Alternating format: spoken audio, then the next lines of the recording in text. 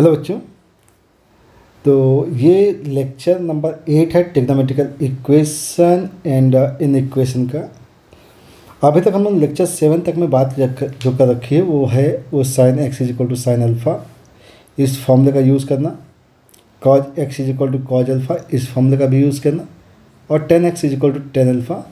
तो एक्स की वैल्यू क्या होगी हम इस सब फार्मूले का यूज़ कर चुके हैं। पिछले वीडियो में हम लोगों ने बात की थी कि sine square x is equal to sine square alpha है, cos square x is equal to cos square alpha है, tan square x is equal to tan square alpha है।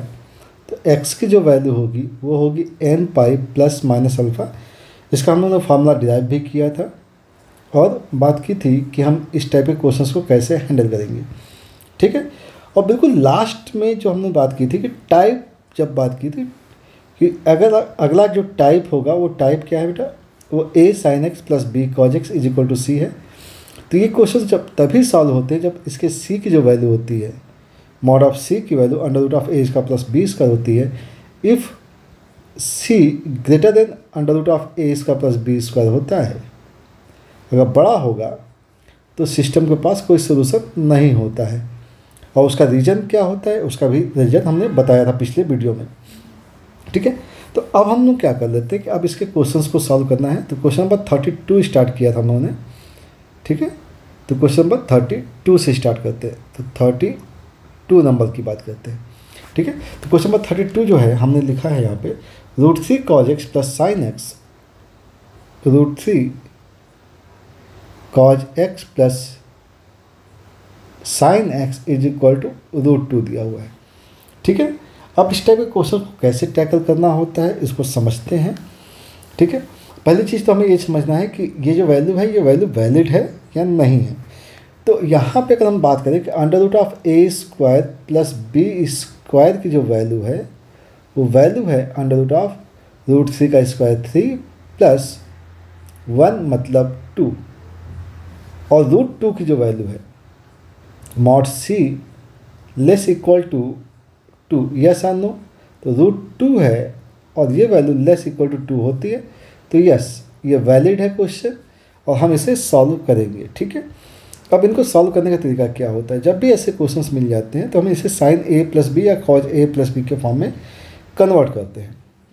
जैसे अब यहाँ पे जो क्वेश्चन है, जैसे यहाँ पे ए दिया हुआ है तो हम क्या करेंगे कि हमारे पास जो क्वेश्चन दिया हुआ है a cos x plus b sine x अगर दिया हुआ है इज इक्वल टू सी है, ऐसा क्वेश्चन दिया हुआ है, तो हम ऐसे क्वेश्चंस को क्या करते हैं कि हम डिवाइड करते हैं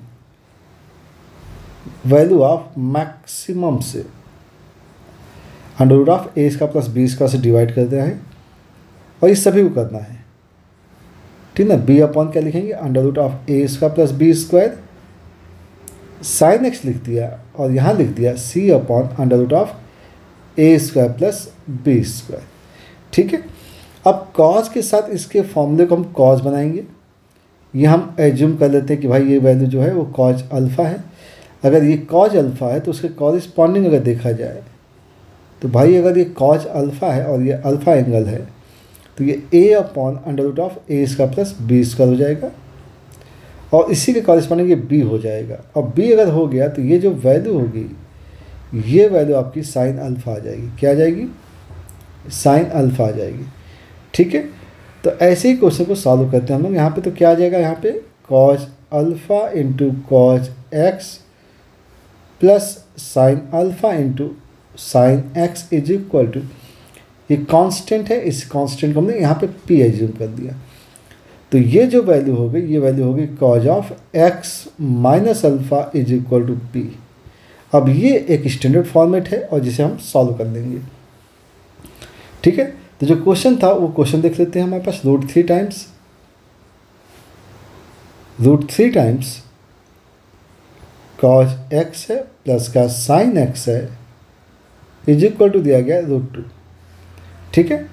तो क्या करना भाई, ये ए है, यहाँ पे बी क्या है 1 है, तो डिवाइड करना है √3 times cos x upon under root a इसका प्लस बी इसका मतलब 2 प्लस साइन एक्स और ये हो गया 1/2 और ये हो गया √2 डिवाइड बाई 2। इसको हमने कॉस के फॉर्म में कन्वर्ट करना है तो कॉस ये हो जाएगा pi by 6 cos x plus ये साइन पाई बाई 6 और ये sine x is equal to हो गया 1/√2। ये जो वैल्यू आएगी वो होगी कि cos of x minus pi by 6 is equal to ये कॉज ऑफ पाई बाई 4 हो जाएगा। Cos x is equal to cos alpha आ गया है, तो x minus pi by 6 is equal to 2n pi plus minus pi by 4 हो जाएगा। So x की वैल्यू आएगी 2n pi plus minus pi by 4 plus pi by 6। ठीक है, अब इसको थोड़ा सा कैलकुलेट कर देते हैं। तो पॉजिटिव एक बार ले लिया तो एक्स की जो वैल्यू आएगी वो आएगी 2n pi plus pi by 4 plus pi by 6 हो गया 2n पाई प्लस, अब इसका एलसीएम 12 आ जाएगा, तो यहाँ 3 और यहाँ पे 2 तो मतलब 5 पाई बाई 12 हो जाएगा। और नेक्स्ट टाइम में निगेटिव ले लिया तो x की वैल्यू आ जाएगी 2n pi minus pi by 4 plus pi by 6, ये 2n पाई और यहाँ पे आएगा 12, तो -3 + 2 मतलब माइनस का पाई बाई 12 आ जाएगा। तो इस टाइप से x की वैल्यूज हमारे पास आ जाएंगी। तो आई होप क्वेश्चन अच्छे से समझ में आ गया होगा, तरीका समझ में आ गया है। ठीक है, चलिए तो इसकी प्रैक्टिस कर लेते हैं। तो क्वेश्चन नंबर हो गया ये 32। चलिए तो क्वेश्चन नंबर 33 के बारे में बात करते हैं। ठीक है, क्वेश्चन नंबर 33। तो 33 दिया गया है इन √2 sec x प्लस का 10x इज इक्वल टू 1। अब ये साइन कॉस के फॉर्म में नहीं है, लेकिन हम लोग को क्या करना है, अब सेक है 10 है, तो हम लोग को क्वेश्चन को सॉल्व करने के लिए क्या करना है, इसे √2 times divide by cos x कर लिया, प्लस का ये sine x by cos x है इज इक्वल टू आ गया 1। ये √2 प्लस का साइन एक्स हो गया इज इक्वल टू आ गया कॉज एक्स। ठीक है, मीन्स कॉज एक्स माइनस का sine x is equal to आ गया √2। अब ये एक स्टैंडर्ड फॉर्मेट में आ गया। ठीक है, तो क्या करना है भाई, 1/√2 से डिवाइड करना है कॉज एक्स माइनस का 1/√2 साइन एक्स, और ये √2/√2 हो जाएगा। ठीक, ये हो गया कॉज पाई बाई 4 हो जाएगा, कॉज एक्स हो गया माइनस का साइन पाई बाई 4, और ये हो गया sine x is equal to 1 हो जाएगा।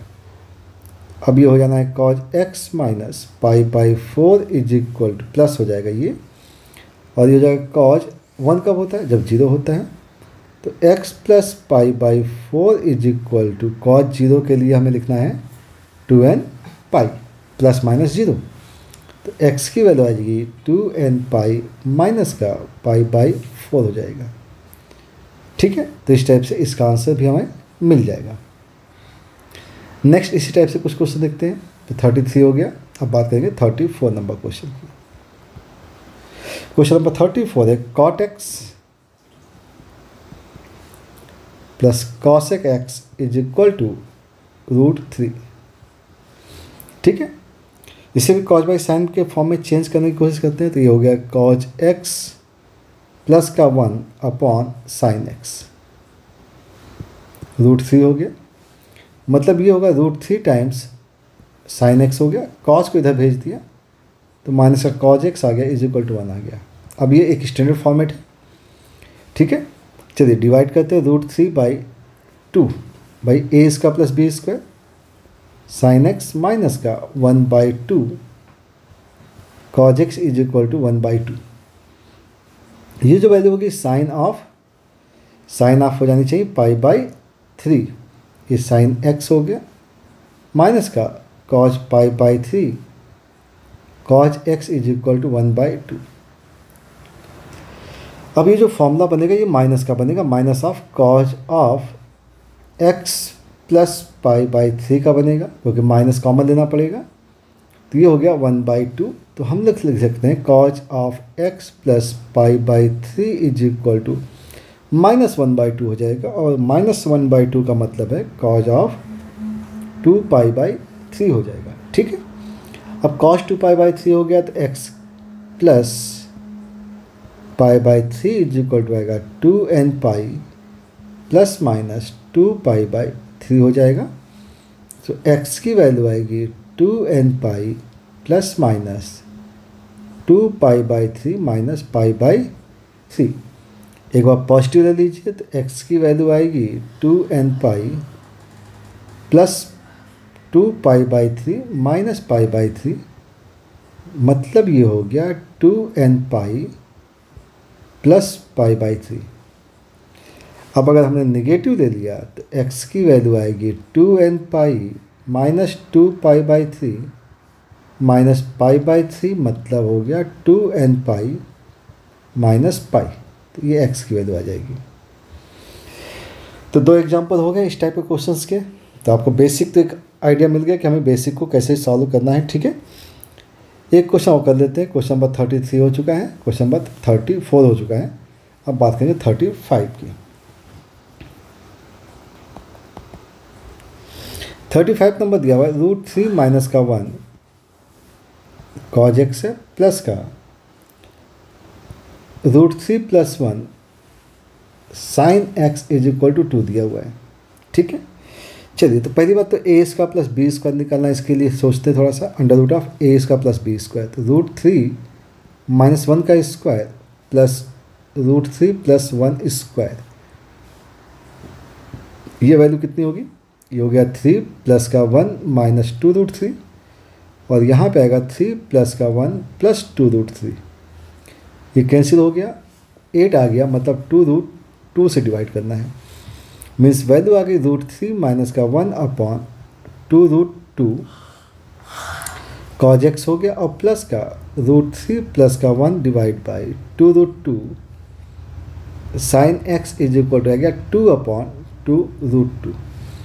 अच्छा, हमें ये चीज़ समझनी पड़ेगी कि जो वैल्यूज हैं, ये वैल्यूज अब हैं किसकी?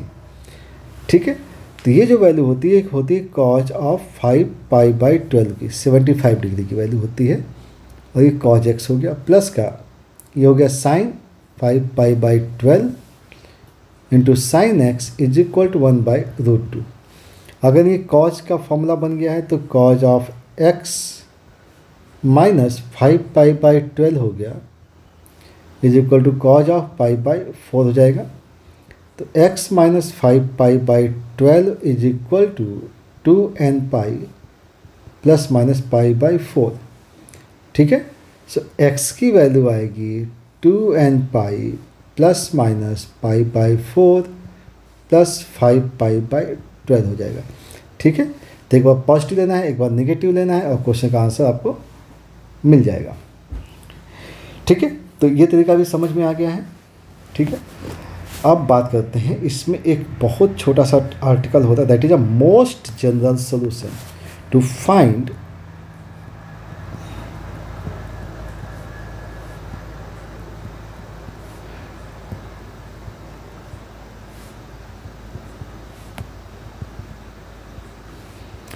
Most general solution of the equations.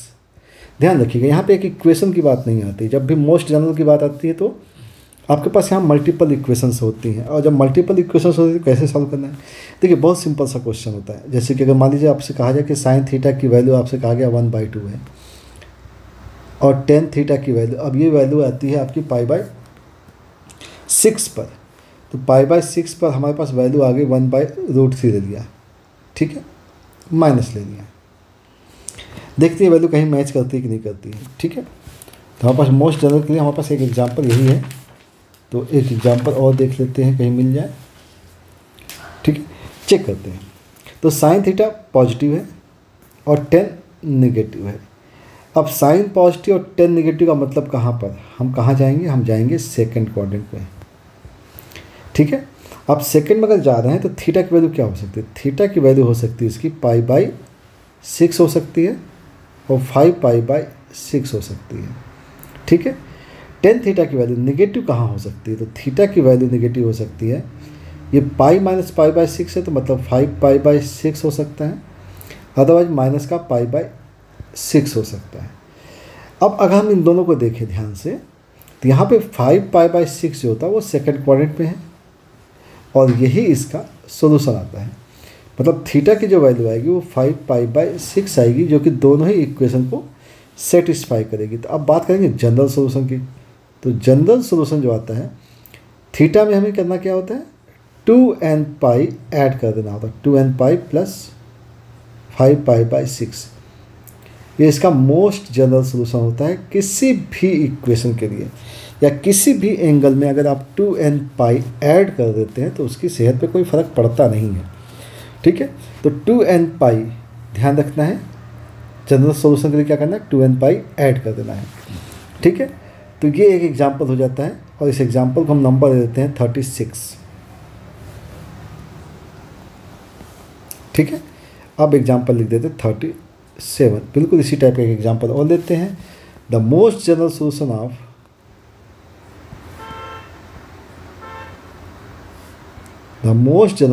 Of हमने क्वेश्चन लिखा हुआ है 2 cos थीटा प्लस √3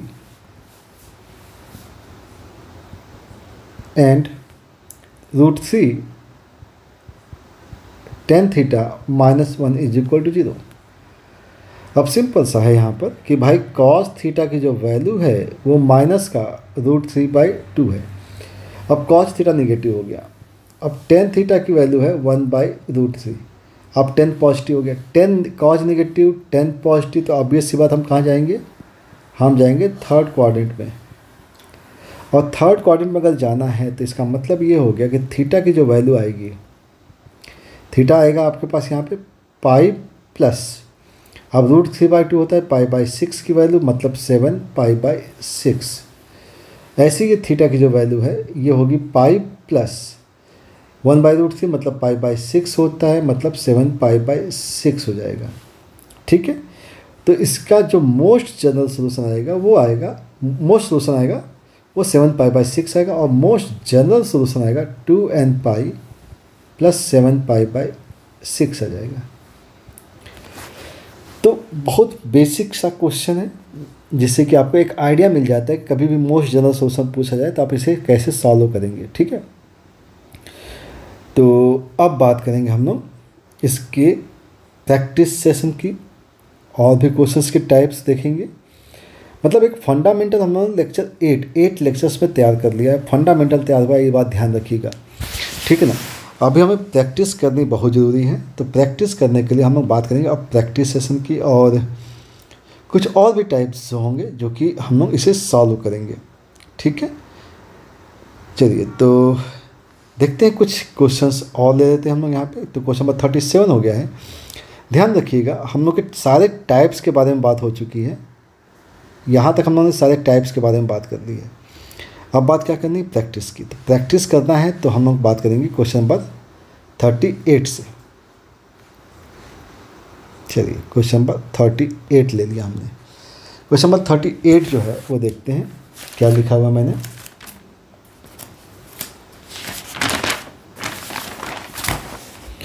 क्वेश्चन है the general solution of the equation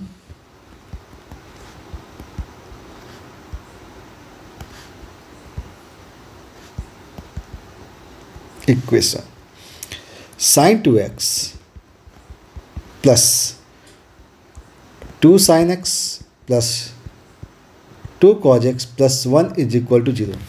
अब हमें इसे सॉल्व करना है। तो अब इसे सॉल्व करना है तो इसका फैक्टर करना है मतलब हाँ ठीक है। तो इस क्वेश्चन को हम लोग करने के लिए क्या कर लेते हैं कि हम sin 2x और प्लस 1 को एक साथ कर लेते हैं और ये वैल्यू हो जाएगी 1 प्लस sin 2x एक साथ हो गया प्लस का 2 टाइम्स sin x प्लस का cos x हो गया = 0 हो गया।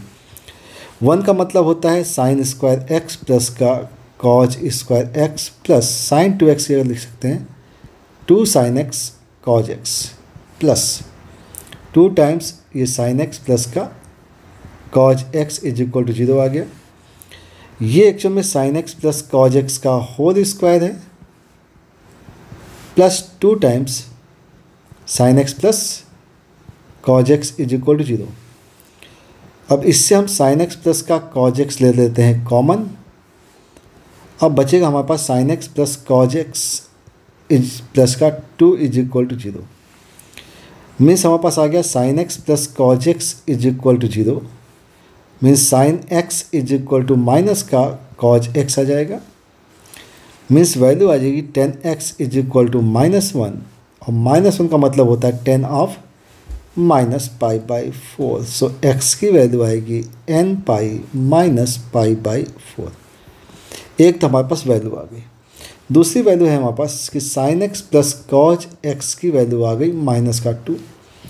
अब हमें मालूम है कि भाई sign x plus cos x की जो वैल्यू होती है वो -√2 से लेकर के +√2 तक होती है। इसका मतलब ये है कि sign x plus cos x की वैल्यू -2 हो नहीं सकती है। इसका मतलब यहाँ से आपको कोई सोल्यूशन मिलेगा नहीं। मतलब अल्टीमेटली सोल्यूशन क्या आएगा, n π -π/4 आएगा। तो आई होप क्वेश्चन अच्छे से समझ में आ गया होगा। ठीक है बेटा, तो अब इस टाइप के क्वेश्चंस की प्रैक्टिस हम लोग नेक्स्ट वीडियो में भी करेंगे। ठीक है, थैंक यू फॉर वॉचिंग।